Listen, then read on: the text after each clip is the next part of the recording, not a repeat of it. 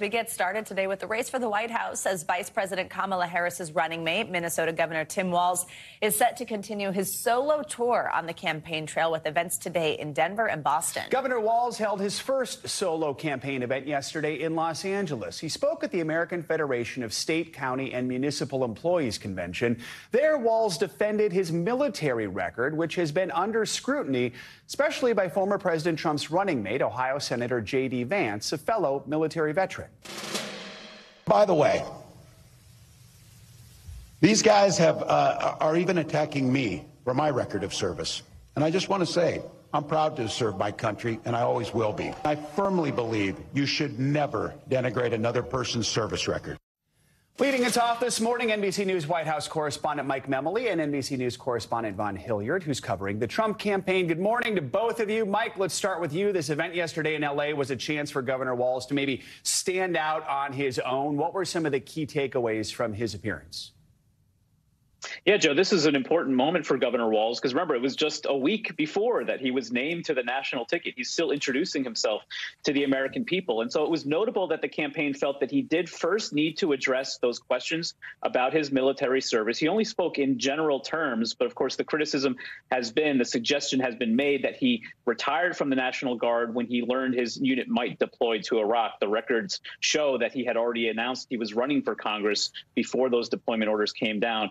But then I think we got a glimpse of the Walz that we'll continue to see in more solo events in the fall, playing up his union credentials, speaking directly to middle-class, working-class voters, and making a strong contrast with the Republican ticket. Let's listen to some of what the governor said to these union workers yesterday. The only thing those two guys knows about working people is how to work to take advantage of them. We can't hope that we defeat Donald Trump. We can't hope that we can collectively bargain. We can't hope we protect Social Security. We can't hope that we address climate change. You don't hope to win. You plan, prepare, and work to win. Now, the governor is going to continue campaigning this week, largely fundraising. That's another important job of the running mate. And then all eyes will be on him next week, a week from today, when he has his real first major spotlight moment for the American people addressing the Democratic National Convention. Vaughn, let's bring you in here and talk about things over on Team Trump. Less than 24 hours after the former president did that interview with Elon Musk on X, the United Auto Workers Union filed labor charges with the National Labor Relations Board against the two of them. What's this about? Yeah, it's part of that almost 2-hour exchange between Donald Trump and Elon Musk on X. There was one point in which Donald Trump lauded Elon Musk for the way that he runs his companies. Of course, he oversees not only Twitter, now X, but also SpaceX, as well as Tesla. And the quote that Donald Trump directly said was, quote, "You're the greatest cutter. I look at what you do. You walk in and say, you want to quit? I won't mention the name of the company, but they go on strike and you say, that's okay. You're all gone." To which Elon Musk responded, yeah. And so the UAW, which notably has endorsed Kamala Harris's presidential campaign, went to the National Labor Relations Board and said that these two are directly, by explicitly out loud, putting pressure, essentially union busting pressure on workers that could potentially try to negotiate for either better wages, better working conditions, or for unions. At the Trump campaign or any of Elon Musk's organizations, the Trump campaign is pushing back, saying this is politically motivated. Of course, this all comes down to, though, also politics in the need and the desire to win over the hearty share of union workers around the country. Everything is politics right now. Mike, let's look ahead to next week. The Democratic National Convention is taking place in Chicago.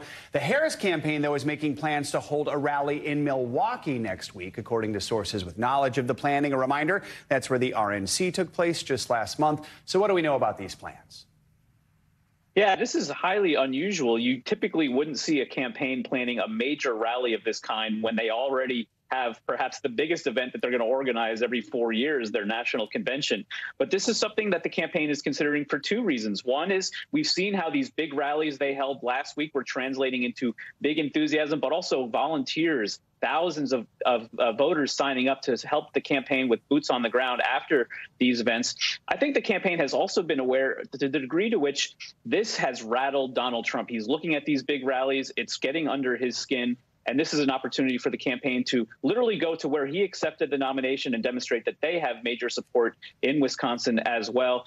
Now, we don't know too much. The details are still coming together on this rally. Indications are that it would be in the afternoon because the spotlight that evening in Chicago will be on former President Barack Obama with a major speech to the convention.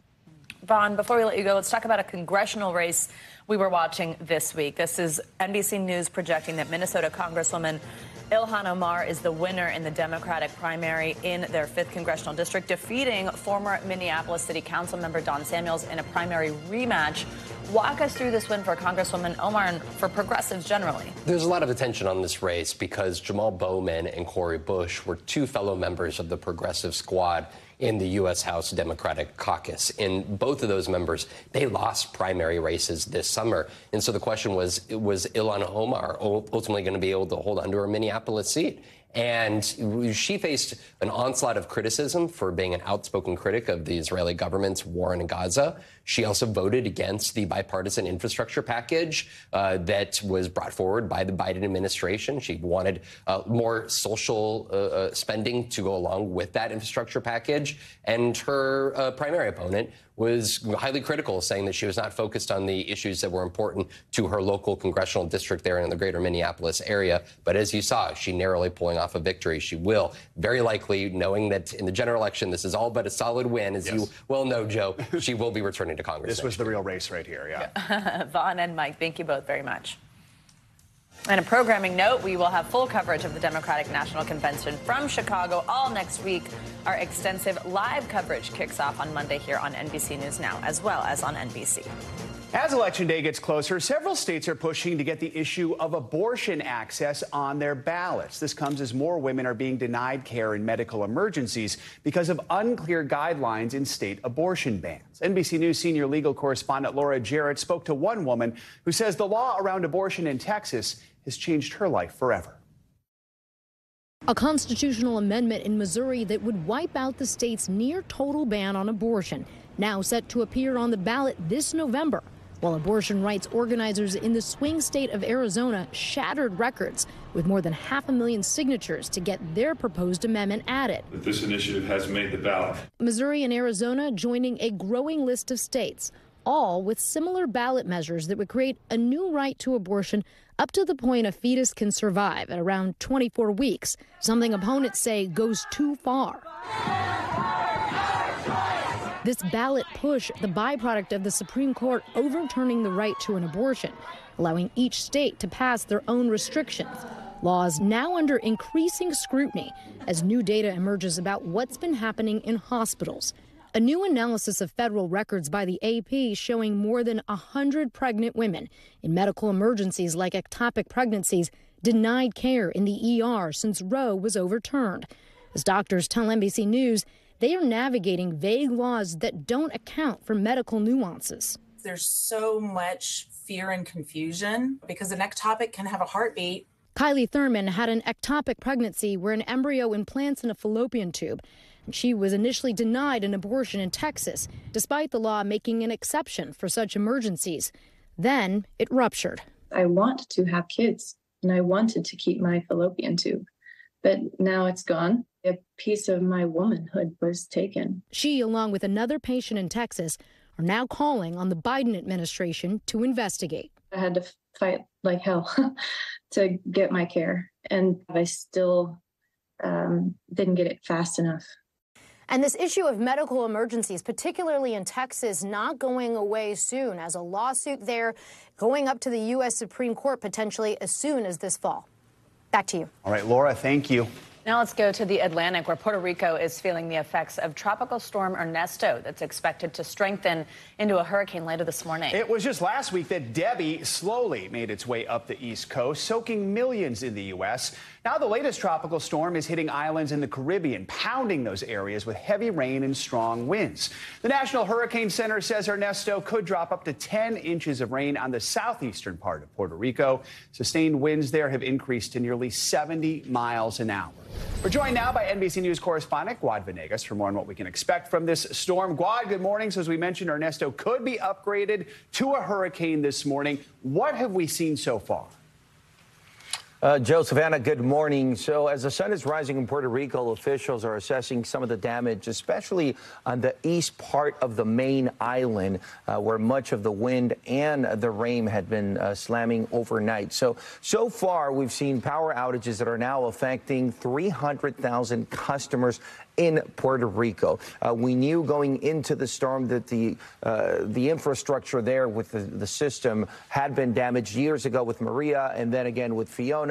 It is very vulnerable. For years now, there's been investment made into the infrastructure, but it's still vulnerable. And as the sun rises, officials are now finding some of the damage. They say that vegetation has blocked many of the roadways in that part of the island. And even in Culebras and Vieques, they've seen some flooding. These parts usually don't flood, but they have reported some flooding. With shelters open, dozens of people have gone to these shelters. And between now and the end of the day, officials say they are expecting heavy rains that could still cause some mudslides and also more flooding, as a flash flood warning is in effect in a great part of the eastern part of that main island, Joe. Guad, officials in Puerto Rico are warning of widespread power outages across the island that still has not fully recovered from Hurricane Maria. That was back in 2017. How will Ernesto make it that much harder for them to rebuild? What are the concerns there? So right now, as I mentioned, there's about 300,000 customers without power, right? But here's what's happened in the past with Puerto Rico. Whenever there's a main storm that affects power lines, that affects some of that infrastructure, utility poles, what customers have seen is the power being out for weeks. So many residents in Puerto Rico and customers are afraid that this could last for days or weeks once again, if maybe the repairs that are necessary aren't made in time. As of now, it's hard to tell what kind of damage has occurred. We still have a lot of rain hitting the island for the rest of the day. Luma, the power company, says they have crews standing by ready to go out and inspect some of the cables and utility poles. But we're already hearing from local municipalities like mayors in different parts of the eastern side of the island, of the main island, saying that they've seen damage to utility poles. And I should add to this also that they're seeing damage to the filtration systems that brings some of that running water to residents, which means that many people are without running power, running water, that is, in Puerto Rico, in addition to the power. So we'll have to wait for the storm to make its way through for the crews to assess some of that damage and see how extensive the damage is, which would add to the damage that was sustained from previous storms, Savannah. So, Guad, we know officials in Puerto Rico have activated the National Guard. They've canceled the start of classes in public schools because of Ernesto. As the storm moves through the Atlantic, how are other islands bracing for it? So when we look at Puerto Rico, Joe, Puerto Rico has one main island, which a lot of the news and the images we're seeing come from that main island. But let's also keep in mind that Culebras and Vieques are two smaller islands that are a little further east. These are probably the two smaller islands that have been hit the hardest. A lot of attention being placed there. There's crews standing by on the main island in Puerto Rico, ready to go to Vieques and Culebra. If you look at what happened during Maria, these were some of the hardest hit areas. But much of the attention, of course, is on Puerto Rico, not just because of what the winds and the storm that made its way through earlier today, at least the eye of the storm made its way through, but because of the rain that is going to be slamming the main island and the other smaller islands throughout the rest of the day, Joe. All right, Guad Venegas. Guad, thank you so much. For more details on Tropical Storm Ernesto's path, let's check in with your morning news now. Weather. Ryan Hanrahan, chief meteorologist from our station in Connecticut, joins us this morning. Hey, Ryan, good morning. Hey, good morning, guys. Good morning, everyone. Yeah, Puerto Rico is getting the brunt of Ernesto right now. It's on the verge of hurricane strength, winds of 70 miles per hour. You can see the rain bands here right over Puerto Rico, but the center of the storm is now well to the north, and it looks here in the last couple frames here of this satellite and radar loop, looks like we've got an eye beginning to form. So this storm is almost certainly going to be a hurricane when we get our next advisory from the National Hurricane Center, as it's strengthening pretty rapidly as it moves over some warmer waters. Now, south of the center, these rain bands from Ernesto are moving across Puerto Rico.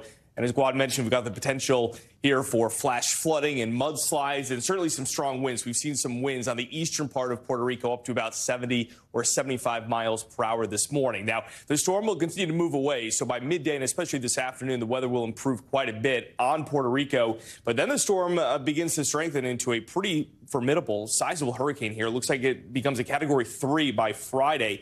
And right now, the current track brings it right over Bermuda, by this weekend and then out to sea. One thing we'll have to watch across the eastern part of the country, the U.S., is the potential for some large swells and some rip currents, because the storm is going to be so large it's going to send those swells back toward the coast. Now, in the central part of the country, we do have a couple thunderstorms this morning. It looks like we'll see those storms through midday and afternoon. There's a risk for a couple severe storms in the plains. This all will move to the east by tomorrow. And so we've got a threat for some storms from Minnesota into portions of Wisconsin and down into Illinois. The threat for flash flooding today is across the Midwest, from Iowa down into portions of Missouri and Illinois. And a whole lot of rain on the way as well through Friday in the midsection of the country. We're looking at 2, 3, maybe even 4 inches of rain from Iowa down through portions of Illinois and Kentucky. The heat continues down south. No change there. It's been going on for about a week now. 45 million people under heat advisories and heat warnings, an excessive heat warning from Little Rock, Arkansas through Tulsa. Temperatures in the 100s again today across a good chunk of Texas, and that feels like temperature close to 110 from Dallas down to Austin, down to Houston. New England and the Northeast, though, beautiful. Yeah, nice weather Quite continues. pleasant here. Yeah. Sorry, everybody else. Yeah, right? Thank you, Ryan. Appreciate it. Thank you. Well, now let's head to the Middle East and get the latest, where Iran is rejecting calls to stand down on its threats to attack Israel after the killings of leaders from Hamas and Hezbollah. It comes after a series of deadly strikes by Israel inside Gaza, leaving dozens of people dead. NBC News international correspondent Matt Bradley is in Beirut and joins us with the latest. Matt, good morning. Let's start with these continuing concerns about a retaliatory strike against Israel from Iran over the assassination, as I mentioned, specifically of a Hamas leader who was in Iran when he was killed. We've been reporting that something could potentially happen this week. Do we think that's still the case? Yeah, well, I got to tell you, Savannah, we've been hearing that warning every single day for the past 2 weeks, ever since those twin assassinations that you just finished describing. So there has been major warnings. I'm not going to lie, the warnings have kind of picked up, and I say this sort of subjectively, over the past couple of days. But it's unclear whether or not something is going to happen, because tomorrow we're expected to see what's been billed as kind of last-ditch negotiations to try to bring some measure of peace to the Gaza Strip and free those remaining hostages that are still being held under the Gaza Strip. Now, whether or not that succeeds, it's looking increasingly unlikely. Hamas has said they won't join the negotiations, but they have said that they really want to see the negotiators and Israel accede to a plan that had been proposed and that they said they had agreed to several months ago. Now, if those sides all do get together, and we don't know where this meeting is even going to take place, it could be in Doha in Qatar or in Cairo, Egypt. But if they do agree to a ceasefire, that could be really the best hope to preventing some kind of wider war that really threatens to engulf the entire Middle East. Guys. And Matt, how are the chances of that looking right now? Both sides returning in the first place, but hope on a ceasefire deal. Yeah, I mean, there's some hope. And, you know, the fact that the U.S. has deployed diplomats to the region, the fact that the Israelis have said that they're going to send representatives to wherever this meeting takes place, that does provide a measure of hope. But let's look at this in context. There hasn't been a negotiated deal until last November, when we saw about half of those hostages released, and we saw a week-long ceasefire in the Gaza Strip. Ever since then, there have been tons of negotiations that have been joined by high-level diplomats from America, from Israel, from Hamas, from the Qataris, and from the Egyptians, all of them trying their best to bring the parties together, and it has failed so far. Now, one of the top diplomats who's just been deployed to the Middle East to try to both bring a measure of peace and to have that negotiation succeed and to get all of these sides to step back from the brink of retaliation is Amos Hochstein, a name you might not have known until just the last couple of months. He's hardly a household name, but I spoke with him just today after he met with the Speaker of the House here in Lebanon. Here's what he told me. Is there any indication from the Iranians or from Hezbollah that they won't attack in the event of a negotiated peace? I think what I said is what I said. We are focusing on trying to bring a de-escalation and an end to the hostilities. That's why we're going to the talks tomorrow, and that's why we're here today and across the region. So as you can see, guys, he wouldn't be drawn on whether or not the Iranians might stop if there's a negotiated peace. But Reuters just reported yesterday, quoting 3 unnamed senior Iranian officials, saying that a negotiated peace might actually stop them from retaliating against the Israelis. So we'll see. That could be the best bet here. Matt, the other big news here is the U.S. starting to build up its own military presence in the region. Do we know any more about the role that carrier strike group could play if a ceasefire agreement isn't reached? We know at this point it's really trying to deter something from happening, but what else? Yeah, well, Savannah, I mean, we're not just talking about one carrier strike group. We're talking about two carrier strike groups. This is an enormous amount of firepower. And each of these carrier strike groups is not just an aircraft carrier. It's also their attendant, vessels around them, warships that protect the aircraft carrier. So we're really talking about dozens of warships in the region. Now, two of them, along with a submarine, the Georgia, which has just joined them, and that was a rare admission by the U.S. government, and all of those planes that are on these ships, F-22s and F-35s, stealthy fighter jets that are going to be used to stop any aggression in the region. So this really just indicates that the U.S. is preparing for the worst. Guys? Matt Bradley, thank you so much. Staying overseas, Russian forces are trying to push back Ukrainian troops more than a week after Ukraine carried out that surprise cross-border assault. Overnight, Ukraine launched a barrage of drones and missiles toward multiple Russian regions. Kyiv says it captured more than 70 towns and villages in the Kursk province, and that its forces were pushing deeper into Russian territory. NBC News international correspondent Kelly Kobiea joins us now with the latest. Kelly, good morning. Joe, good morning to you. It's day 903 of this conflict, nearly 2.5 years since Russia launched its all-out invasion of Ukraine. And we haven't seen anything like this before. We haven't seen Ukraine break through the Russian border. And this morning, it's launching a wave of drones and missiles after its troops attacked Russia 8 days ago. Ukraine says it doesn't want to occupy land, only protect its own citizens. This morning, Ukraine on the offensive, continuing to fight inside Russia. The Ukrainian military releasing video they say shows Russian soldiers surrendering earlier this month. And these stills showing Russian prisoners blindfolded in the back of a pickup. NBC News has not been able to independently verify these images. It's the first time there's been a foreign incursion of Russia since World War II. The offensive in Russia's Kursk region on the country's southern border. Ukraine says it now controls 74 settlements across 386 square miles. Ukraine's top military commander telling President Zelensky Tuesday the fighting is ongoing along the entire front line. The two discussing the possibility of a prisoner exchange between captured Russian forces and Ukrainian prisoners of war. President Biden weighing in. I've spoken with my staff on a regular basis, probably every 4 or 5 hours for the last 6 or 8 days. And it's creating a real dilemma for Putin. Russia says more than 100,000 residents have now been forced to evacuate or are fleeing on their own. This group of Russians recording a video message asking President Putin for help after losing their homes and fleeing under fire. The stunning surprise attack, an embarrassment for the Russian leader. Putin meeting with his top defense officials Monday, vowing to drive Ukrainian troops out. The Russian Defense Ministry released this video it says shows attacks on Ukrainian forces in Russia, claiming Tuesday its military has stopped Ukraine's advance. But Ukraine says it's still fighting. And we're hearing more from Ukraine's top commander today. He says that troops have captured 100 Russian prisoners of war just today. And Ukraine says this is about protecting the people in the northern part of Ukraine and also relieving some of the pressure on the frontline troops in the east, where Russia has slowly been gaining ground over the past several months. But, Joe, this morning, fighting in the east is intensifying. Joe? All right. Kelly, thank you so much. Thanks for watching. Stay updated about breaking news and top stories on the NBC News app or follow us on social media.